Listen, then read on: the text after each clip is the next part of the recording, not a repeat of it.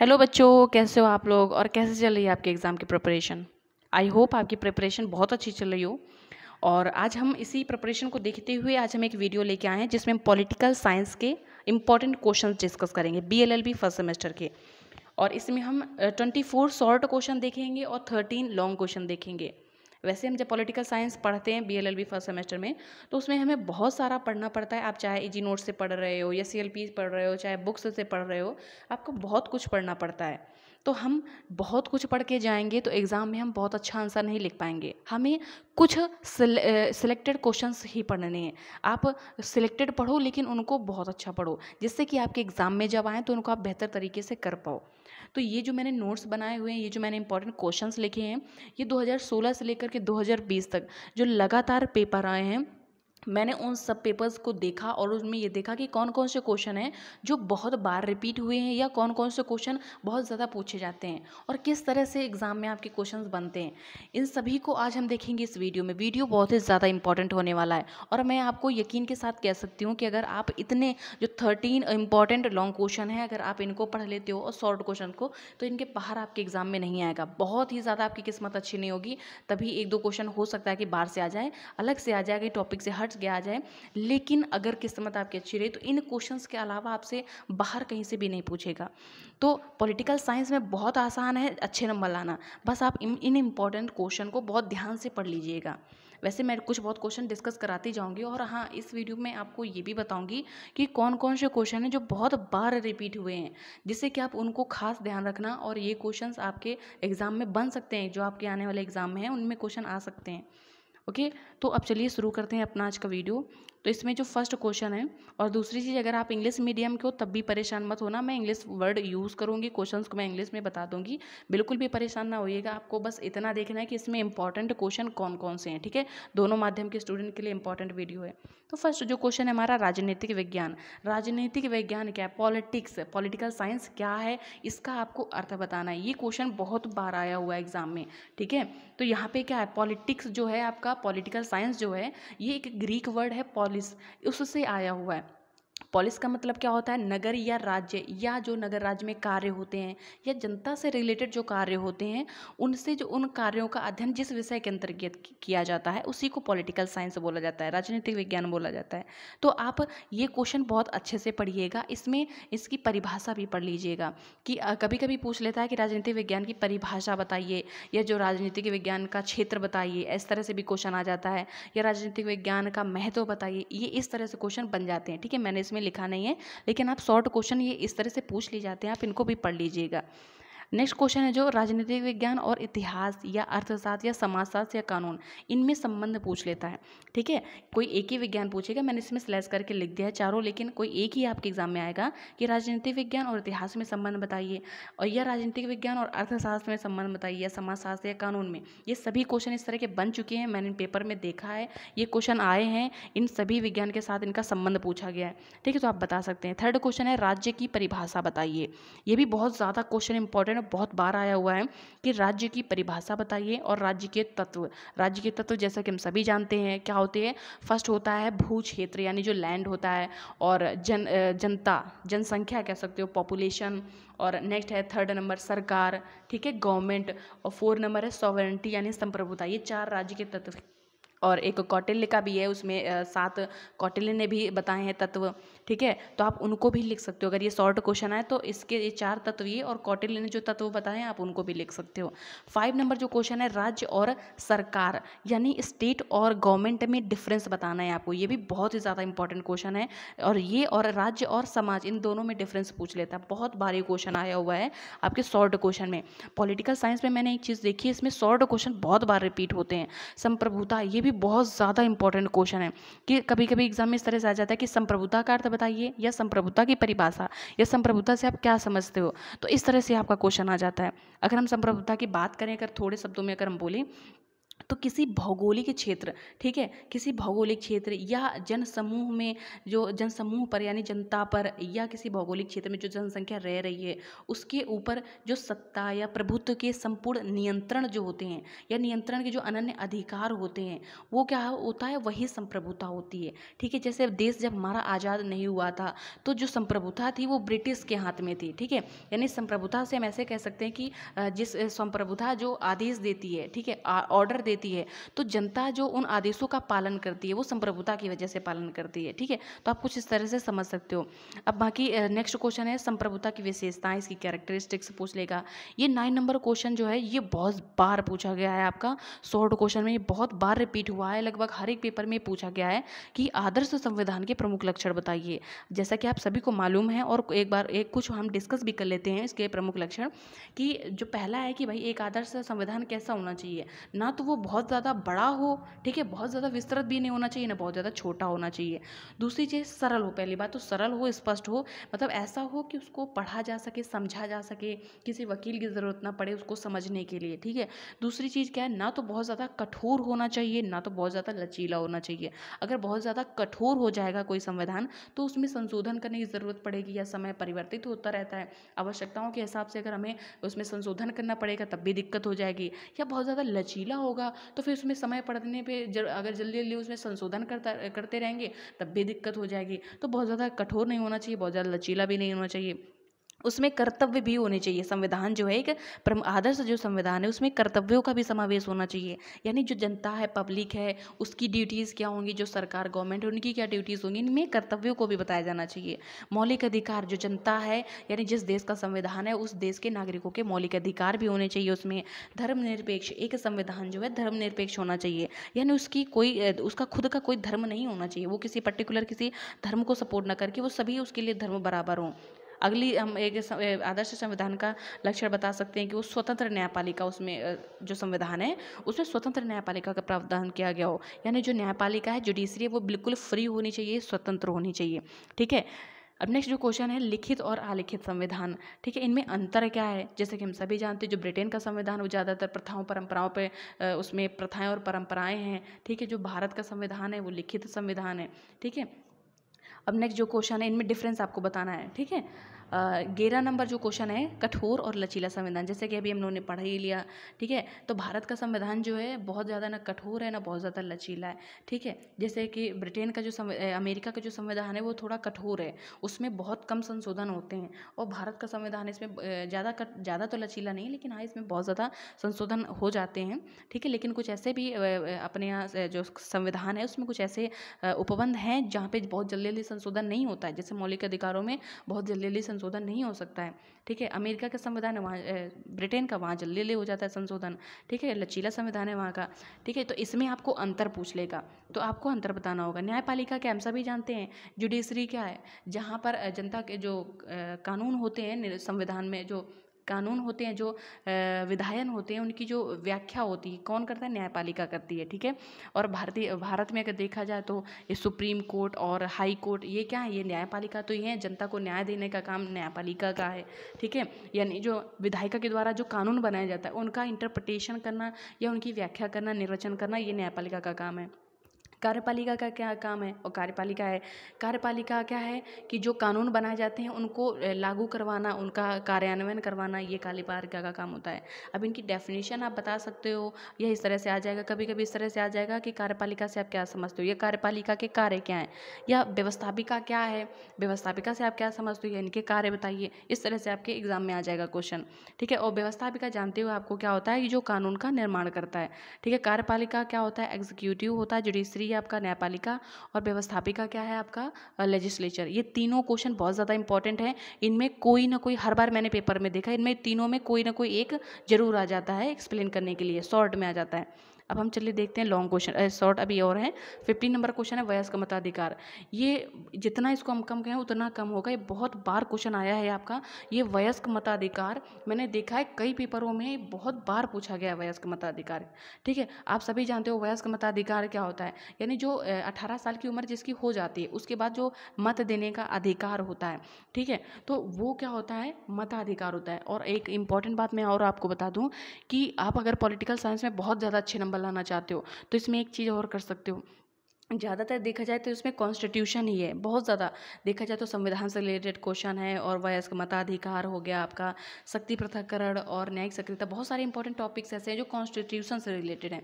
तो आप क्या कर सकते हो, कॉन्स्टिट्यूशन की जो टॉपिक हैं ये किस अनुच्छेद में बताए गए हैं, उनमें केसेस कौन कौन से हैं, आप इन चीज़ों को बहुत अच्छे से पढ़ लीजिएगा। पॉलिटिकल साइंस में अगर आप अनुच्छेद या केसेस को लिख देते हो तो बहुत ज़्यादा अच्छे नंबर मिलेंगे, क्योंकि जल्दी से जल्दी कोई बच्चा केसेस लिखता नहीं है पॉलिटिकल साइंस में, ना कोई अनुच्छेद लिखता है। बहुत कम बच्चे ऐसे होते हैं जो अनुच्छेद लिख देते हैं लेकिन केसेस फिर भी नहीं लिखते हैं। तो आप यहाँ पर क्या कर सकते हो, केसेस लिख सकते हो। अगर आपको ज़्यादा नंबर अच्छे चाहिए तो आप केसेस लिख सकते हो। यहाँ पे जैसे वयस्क मताधिकार था, आप ये बता सकते हो कि संविधान के किस अनुच्छेद में वयस्क मताधिकार की बात करी गई है, और कोई केस हो उससे रिलेटेड तो आप वो बता सकते हो। ठीक है, तो ये चीज़ आप बहुत ध्यान से समझिएगा, इस चीज़ को गांठ बांध लीजिएगा। अगर पॉलिटिकल साइंस में आप अच्छे नंबर लाना चाहते हो तो केसेस कुछ लर्न कर लेना, कॉन्स्टिट्यूशन के और अनुच्छेदों को लर्न कर लेना। अब नेक्स्ट देखते हैं 15 नंबर क्वेश्चन जो है जनमत। जनमत क्या होता है, पब्लिक ओपिनियन। पब्लिक ओपिनियन क्या होता है, यानी जब किसी जनमत कोई एक व्यक्ति का ये जनमत नहीं होता है। ठीक है, इसमें बहुत सारे जो जनता है, कह सकते हो कि जो जनता है उनका एक मत होता है। जैसे कि अभी क्या किसी प्रधानमंत्री का चुनाव हो रहा है या किसी का भी चुनाव हो रहा है, निर्वाचन हो रहा है, तो वहाँ पे जनता क्या करती है, अपना मत देती है। ठीक है, और जनता का जो मत होता है तो उसके द्वारा जिसका मत ज़्यादा होता है उसी के एक सरकार का गठन हो जाता है। ठीक है, अगर सपोज एक हटाओ सरकार की बात छोड़ो, अब यहाँ जाओ रूसो, जैसे एक रूसो के हम डेफिनेशन बोल सकते हैं, आप उससे अच्छे से समझ सकते हो। ठीक है, लोकमत किसी विशेष समय या स्थान में प्रचलित प्रभावपूर्ण विचारधाराओं के आधार पर निर्मित सार्वजनिक मत है। लोकमत जो होता है वो एक सार्वजनिक मत होता है, किसी एक प्रचलित प्रभावपूर्ण विचारधारा के आधार पर। ठीक है, किसी एक समय निश्चित समय या किसी एक निश्चित स्थान पर जो जनता होती है, जनता का एक विशेष जो मत होता है, सार्वजनिक जो मत होता है, उसी को हम बोलते हैं जनमत। और जनमत याद रखना, एक क्वेश्चन आपका यहाँ से और बन सकता है कि जनमत के निर्माण के साधन क्या हैं, ये क्वेश्चन आपका बन सकता है। ठीक है, तो ये भी शॉर्ट में क्वेश्चन आ सकता है। वैसे तो लॉन्ग में ज़्यादा इस तरह से क्वेश्चन पूछा जाता है, और शॉर्ट में आपका आ जाएगा कि जनमत क्या है, इसको इस जनमत से आप क्या समझते हो, ये आ जाएगा जनमत निर्माण के साधन बताइए। ये 2 क्वेश्चन बन सकते हैं यहाँ से।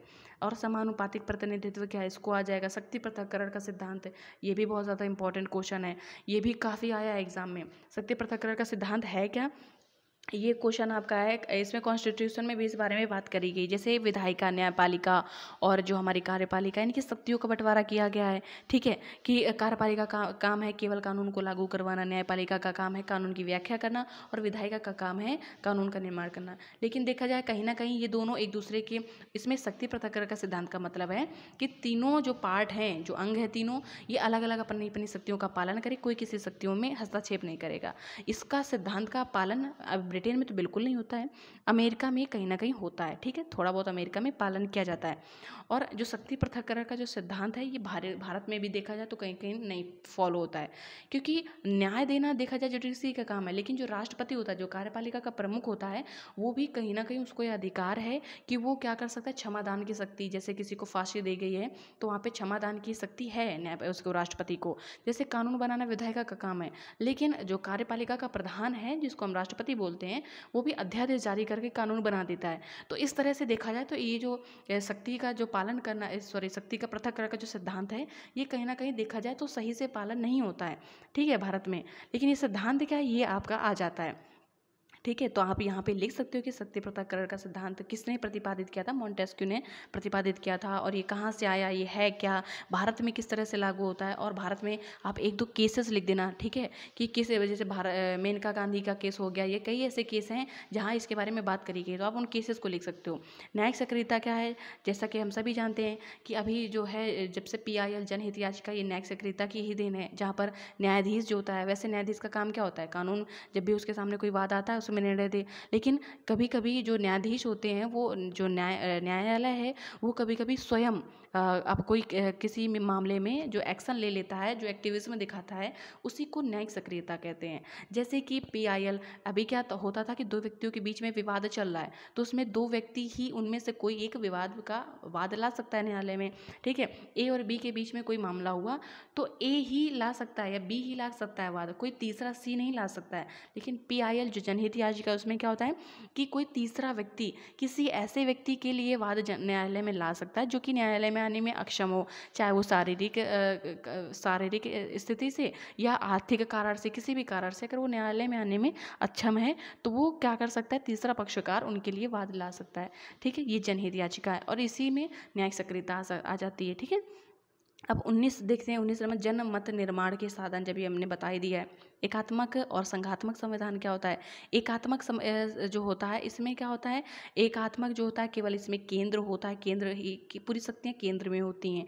ठीक है, और संघात्मक संविधान क्या है, जिसमें कि पूरी शक्तियाँ नहीं कह सकते, आधी शक्तियाँ केंद्र में और आधी शक्तियाँ राज्य में होती हैं। जैसे कि एकात्मक में हम देख सकते हैं, जैसे राज्यों का निर्माण करना, कानूनों का निर्माण करना, या राज्यपाल की नियुक्ति करना, या काफ़ी अध्यादेश जारी, राष्ट्रीय आपात, कई ऐसे मामले हैं, कई ऐसे उपबंध हैं, प्रावधान हैं जहाँ पर शक्तियाँ जो होती हैं केंद्र में चली जाती हैं। ऐसी स्थितियों में शक्तियाँ केंद्र में चली जाती हैं, तब अपने यहाँ इंडिया में एकात्मक वो संविधान माना जाता है। संघात्मक क्या होता है, देखा जाए तो केंद्र की भी एक न्यायपालिका है, राज्य की भी एक न्यायपालिका है, विधायिका दोनों की अलग अलग है, केंद्र और राज्य की शक्तियाँ भी बटी, विषय भी अलग अलग हैं कुछ, जहाँ पर अलग अलग कानून बना सकते हैं। ठीक है, तो ये क्या होता है, एकात्मक और संघात्मक। ठीक है, तो यहाँ पर आपसे पूछ लेगा एग्जाम में कि एकात्मक संविधान क्या है, या पूछ लेगा संघात्मक संविधान क्या है। और एक सबसे ज़्यादा पॉपुलर जो क्वेश्चन है, जो हो सकता है आगे लिखा हो, ये क्वेश्चन बहुत बार एग्जाम में आया है कि इसको बताइए, कि इस कथन को बताना है कि क्या भारतीय संविधान जो है एक अर्ध संघात्मक है, या आ जाएगा क्या भारतीय संविधान एक अर्थ संघात्मक है। इसको आपको एक्सप्लेन करना होगा। तो यहाँ पे एक केस था जिसमें बताया गया था कि भारतीय संविधान एक अर्ध संघात्मक है, ना तो यह संघात्मक है और ना ही पूरी तरह से एकात्मक है, यह अर्ध संघात्मक है, कि कहीं कहीं एकात्मक हो जाता है और कहीं कभी कभी ये संघात्मक हो जाता है। ठीक है, नेक्स्ट क्वेश्चन जो है 21, ये बहुत इंपॉर्टेंट क्वेश्चन है। अध्यात्मक एवं संसदीय सरकार, इनके जो इंग्लिश वर्ड है मैंने क्वेश्चन में लिख दिया है नीचे लॉन्ग क्वेश्चन में, आप वहाँ से देख लीजिएगा। अध्यात्मक और संसदीय सरकारें क्या होती हैं? अध्यात्मक जो सरकार है ये अमेरिका में इस तरह की सरकार को फॉलो किया गया है, और जो भारत में ये संसदीय सरकार है। ठीक है, अध्यात्मक सरकार को ऐसे कह सकते हो कि यहाँ पर जो प्रमुख होता है वो राष्ट्रपति होता है। कार्यपालिका का प्रमुख कौन होता है? राष्ट्रपति। और जो संसदीय सरकार है इसमें जो प्रमुख होता है वो होता है प्रधानमंत्री। ठीक है, अब संघात्मक शासन जो होता है, संघात्मक शासन की विशेषताएं बतानी है इसमें। ठीक है, तो ये क्वेश्चन इंपॉर्टेंट है, इस तरह से आ सकता है। ये एग्जाम में सारे क्वेश्चन आए हुए हैं, इसलिए बहुत सीरियस होकर इन क्वेश्चनों को पढ़ना। ज़्यादा मैं डिस्कस नहीं कराऊंगी वरना बहुत ज़्यादा लंबा वीडियो बन जाएगा। अब 23 क्वेश्चन जो है, एक सदस्य निर्वाचन क्षेत्र के लाभ बताइए। एक सदस्य निर्वाचन क्षेत्र के लाभ है वो बताना है, और जन संपर्क यानी पब्लिक रिलेशन जो है इसको बताना है। अब हम देखते हैं लॉन्ग क्वेश्चन को, देखते हैं लॉन्ग क्वेश्चन क्या है। जो फर्स्ट क्वेश्चन है हमारा, राजनीतिक विज्ञान का अर्थ, प्रकृति और स्वरूप बताइए। बहुत ही ज़्यादा इंपॉर्टेंट क्वेश्चन है। ठीक है, और इसमें एक और चीज़ ऐड कर लेना, महत्व। राजनीतिक विज्ञान का अर्थ क्या है, उसका प्रकृति, उसका क्षेत्र और उसका स्वरूप, उसका महत्व क्या है। ये आपसे क्वेश्चन इस तरह से पूछ लेगा। आप इन सभी पॉइंट्स को पढ़ लीजिएगा बहुत अच्छे से। और वही जो हमने ऊपर आपको बताया, राजनीतिक विज्ञान तथा अर्थशास्त्र, समाजशास्त्र, भूगोल और कानून शास्त्र, इतिहास के साथ संबंध पूछ लेगा आपका एग्जाम में। ठीक है, ये क्वेश्चन इस तरह से केवल आ जाएगा कि राजनीतिक विज्ञान का अर्थ बताइए तथा इसका क्षेत्र बताइए, और राजनीतिक विज्ञान तथा कानून शास्त्र या इतिहास में संबंध क्या है। इस तरह से क्वेश्चन आ जाएगा। अब नेक्स्ट क्वेश्चन लॉन्ग आपका इस तरह से बन जाएगा कि राज्य का अर्थ, यानी जो स्टेट है, स्टेट का मीनिंग बताइए, डेफिनेशन बताइए, इसके तत्व बताइए। राज्य और सरकार तथा समाज समुदाय। ठीक है, राज्य और सरकार के साथ अंतर, या राज्य और समाज के साथ अंतर, या राज्य और समुदाय के साथ अंतर। ठीक है, इनके साथ अंतर पूछ लेगा। ये इस तरह से क्वेश्चन आएगा। ये बहुत ही ज़्यादा इंपॉर्टेंट क्वेश्चन है, इसलिए बहुत अच्छे से इनको पढ़िएगा। अब देखिए भारतीय, थर्ड क्वेश्चन क्या है, भारतीय संविधान का अर्थ बताइए। संविधान क्या है, संविधान को बताना, इसका अर्थ क्या है। संविधान का वर्गीकरण, किस तरह से संविधान का वर्गीकरण किया गया है। एक आदर्श संविधान की विशेषताएं बताइए। इस तरह से क्वेश्चन आ जाएगा। यह आ जाएगा कि भारतीय संविधान का वर्गीकरण कीजिए तथा लिखित और आलिखित संविधान की व्याख्या करें। यह आ जाएगा इस तरह से कि कठोर तथा लचीले संविधान की विशेषता बताइए। यह आ जाएगा कि भारतीय संविधान एकात्मक है या संघात्मक है, स्पष्ट करना होगा। यह इस तरह से आ जाएगा कि भारतीय संविधान एक अर्ध संघात्मक है, इस कथन की व्याख्या करें। यह नेक्स्ट क्वेश्चन आ जाएगा 4 नंबर, संप्रभुता की परिभाषा दीजिए। इसमें क्वेश्चन आ जाएगा संप्रभुता की परिभाषा दीजिए, प्रकार और संप्रभुता की विशेषताएं बताइए। ये भी बहुत ज़्यादा इंपॉर्टेंट क्वेश्चन है, आपके एग्जाम में आया हुआ है। 5 नंबर जो क्वेश्चन, जनमत का अर्थ बताइए तथा जनमत निर्माण के प्रमुख साधनों का विस्तार से उल्लेख करना है। ठीक है, जनमत और मीडिया जो है देखा जाए तो जनमत निर्माण में काफ़ी अहम भूमिका निभाता है। तो यहाँ पे आप जनमत की परिभाषा बता सकते हो, जनमत निर्माण के साधन बता सकते हो। नेक्स्ट क्वेश्चन है जो हमारा शक्ति पृथक्करण का सिद्धांत। शक्ति पृथक्करण का सिद्धांत जो ऊपर हम डिस्कस करा चुके हैं, ये भी आ जाता है, लॉन्ग में आ जाता है। तो यहाँ पे आप क्या करोगे, इस सिद्धांतों को पढ़ लोगे अच्छे से, इसमें जो डेफिनेशनें दी गई हैं ये पढ़ लोगे, अमेरिका और भारत की कुछ तुलना कर दोगे कि अमेरिका में किस तरह से फॉलो किया गया है, भारत में किस तरह से फॉलो किया गया है, इसके कुछ केसेस दे दोगे तो लॉन्ग क्वेश्चन बन जाएगा आपका। नेक्स्ट क्वेश्चन जो है, जनसंपर्क से क्या अभिप्राय है, जनसंपर्क के विभिन्न सिद्धांत बताइए। ये भी आपके एग्जाम में आया हुआ है, 2018 के क्वेश्चन में पूछा गया था। 8 नंबर जो क्वेश्चन है इसमें आया है कि न्यायपालिका के गठन से आप क्या समझते हो। ठीक है, न्यायपालिका का गठन किस तरह से किया जाता है और न्यायाधीशों की नियुक्ति किस तरह से की जाती है। वैसे न्यायाधीशों के बारे में नहीं पूछा जाता है, इसमें न्यायपालिका के बारे में पूछा जाता है कि न्यायपालिका के कार्य क्या है, न्यायपालिका का गठन किस तरह से किया जाता है, या भारतीय जो न्यायपालिका है किस प्रकार से स्वतंत्र है, इसके उदाहरण देते हुए स्पष्ट व्याख्या करें। नेक्स्ट क्वेश्चन जो 9 नंबर है इसमें न्यायिक सक्रियता का सिद्धांत, ये आपका लॉन्ग क्वेश्चन में पूछ लिया जाता है। ये आया हुआ है जुडिशियल एक्टिविज्म क्या है, इसका सिद्धांत लॉन्ग में आया हुआ है, इसलिए आपको लॉन्ग के हिसाब से पढ़ के चलना है ताकि शॉर्ट में आपका भी बन सकता है। नेक्स्ट 10 नंबर क्वेश्चन जो है इसमें विधायिका का अर्थ बताना है आपको। ठीक है, विधायिका का अर्थ बताइएगा और विधायिका के कार्य बताइएगा। इस तरह से क्वेश्चन आपका आ जाएगा कि एक सदनी तथा द्विसदनी विधायिका क्या होता है, जिसमें एक सदन होता है और जिसमें द्विसदन होता है, ये क्या होता है, इसकी विशेषताएं बतानी है, तुलनात्मक इसकी विवेचना करनी है। ठीक है, जो नेक्स्ट क्वेश्चन है 11 नंबर, संसदात्मक या अध्यक्षात्मक सरकार क्या है, इसकी विशेषताएं बताइए, इनके गुण और दोषों की तुलना करें। अगर हम थोड़े शब्दों में इसके संसदात्मक जो है संसदात्मक जो सरकार है इसकी अगर हम विशेषताओं की बात करें तो जैसे जो संसदात्मक सरकार है जो कि हमारे भारत में है, जहाँ पर बहुमत प्राप्त दल का शासन होता है, जैसे कि कोई सरकार है जिसको बहुमत में दल प्राप्त, जैसे अब बात करें अगर केंद्र की सरकार की बात करें तो यहाँ पर जो भी प्रधानमंत्री होगा तो उसको जब लोकसभा में बहुमत से वो जीतेगा, बहुमत दल का वो नेता ही प्रधानमंत्री बनता है। ठीक है, यानी जो भी जिस भी पार्टी का दल में सदस्य ज़्यादा होंगे, बहुमत ज़्यादा होंगे, वही बनता है प्रधानमंत्री। ठीक है, तो एक ये चीज़ होती है संसदात्मक में। दूसरा क्या होता है, लोकसभा के प्रति उत्तरदायी होता है, जबकि अध्यक्षात्मक में ऐसा तो नहीं होता है। जो अमेरिका में है अध्यक्षात्मक, वो जहाँ पर प्रधानमंत्री प्रमुख होता है, और संसदात्मक में क्या होता है, राष्ट्रपति नहीं, अध्यक्षात्मक में होता है राष्ट्रपति प्रमुख होता है और संसदात्मक में प्रधानमंत्री प्रमुख होता है। और जो अध्यक्षात्मक है इसमें राष्ट्रपति कार्य विधायिका के प्रति उत्तरदायी नहीं होता है, जबकि संसदात्मक सरकार में क्या होता है कि वो लोकसभा के प्रति उत्तरदायी होता है। ठीक है, और जो संसदात्मक होता है इसमें नाम मात्र का केवल राष्ट्रपति होता है और प्रमुख जो होता है, वास्तविक जो शक्ति होती है कार्यपालिकी, वो प्रधानमंत्री के पास होता है। और इसमें क्या होता है, केंद्रीय नेतृत्व होता है, दोहरी सदस्यता देख सकते हैं हम इसमें कि वो क्या होता है, कार्यपालिका जैसे प्रधानमंत्री कार्यपालिका का भी सदस्य होता है और वो विधायिका के भी सदस्य होता है। ठीक है, तो इस तरह से आप देख सकते हो। अध्यक्षात्मक में ऐसा नहीं होता है, वहाँ पे पहले बात तो शक्तियों का विभाजन होता है, कार्यपालिकी शक्ति केवल राष्ट्रपति के पास होंगी, विधायिकी शक्ति अलग होंगी। ठीक है, और उसमें विशेषज्ञों का शासन होता है, जो वहाँ का राष्ट्रपति होता है तो वो अपना मंत्रिपरिषद जो होता है वो विशेषज्ञों के द्वारा चुनता है। ठीक है, उसमें विशेषज्ञ बैठे होते हैं, जनता के द्वारा चुन के नहीं आते हैं कार्यपालिकी में, जैसे कि भारत में होता है जो कार्यपालिका के मंत्रिपरिषद के जो सदस्य होते हैं, मंत्री होते हैं, वो चुन के आते हैं, ऐसा नहीं होता इसमें। अब देखते हैं एकात्मक सरकार की गुण बताना है और उसके दोष बताना है। भारत में एकात्मक सरकार क्यों संभव नहीं है, क्योंकि भारत में इतने ज़्यादा स्टेट हैं, तो यहाँ पर स्टेट की सरकार है और केंद्र की सरकार है, यहाँ सिर्फ केंद्र की सरकार संभव नहीं है। ठीक है, अब देख लेते हैं नेक्स्ट लास्ट क्वेश्चन जो हमारा है, आनुपातिक प्रतिनिधित्व से आप क्या समझते हैं, इसके गुण दोष बताइए। ठीक है, ये भी क्वेश्चन बहुत ज़्यादा इंपॉर्टेंट है, ये आपका शॉर्ट में भी पूछा गया है बहुत बार और लॉन्ग में भी पूछा गया है। इतने क्वेश्चंस को आप अच्छे से पढ़ लीजिएगा। आप अगर इतने क्वेश्चंस को पढ़ लेते हो तो पॉलिटिकल साइंस के क्वेश्चन आपको बाहर से कहीं नहीं पढ़ने पड़ेंगे, आपका इतने में ही हो जाएगा। तो आज की इस वीडियो में बस इतना ही, फिर मिलते हैं नेक्स्ट वीडियो में किसी नेक्स्ट सब्जेक्ट के साथ। तब तक के लिए बाय बाय, टेक केयर।